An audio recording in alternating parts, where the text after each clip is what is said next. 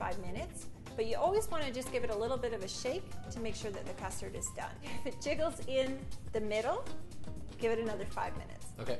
Okay.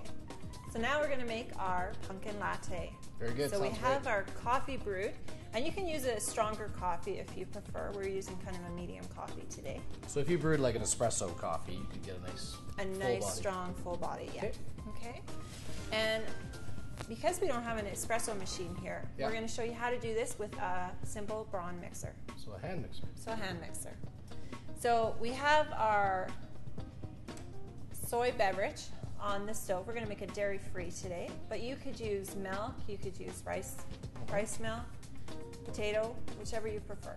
Now, do they froth a little differently? They're pretty close to the same, except the potato milk, you don't get the same frothiness. Not quite as much. Yeah. Okay. So we have our milk. We have 2 cups of milk on the stove. Okay. Okay. Or soy beverage today. We're going to add our pumpkin puree.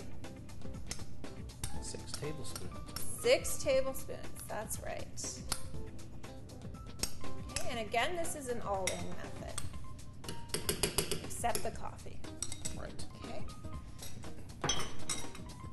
And then we're going to add our cinnamon. Okay. About half a teaspoon or so? Yeah, about a half teaspoon. If you like a little bit more, you can add a little bit more. Good. Okay, and we're just going to let this come to a boil on the stove.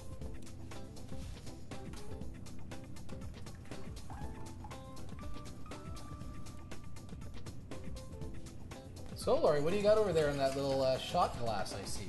We are going to make an adult version today. We are going to add 2 ounces of vanilla vodka.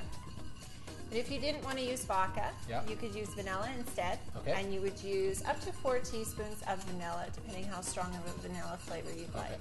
So this really isn't a morning pumpkin latte. This is more of an afternoon thing for us. This is a good latte to have for dessert after dinner. Oh yeah, that's great. Good idea.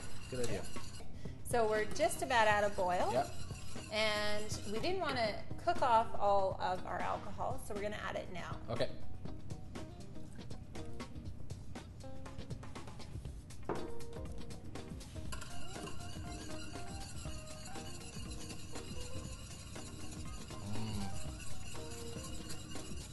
Vanilla is coming through. Smells good. Yeah. Okay. So now that we're at a boil, we're just going to take it off the burner. Okay. Now this, I imagine, you got to be a little careful with. You have to be a little bit careful. Okay. You're going to use your brawn mixer. Now, one thing when you use your brawn mixer, you want to make sure the liquid covers this. Right. Otherwise, it's going to come straight out at you. Yeah.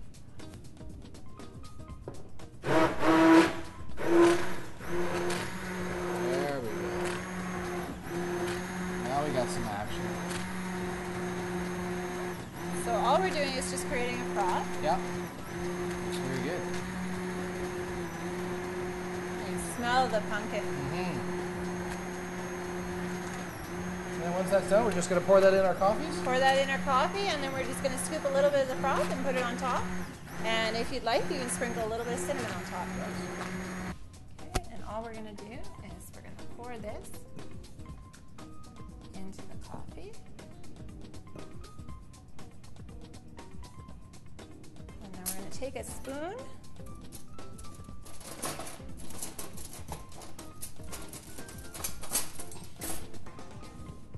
And we're just going to scoop a little bit of the froth on top.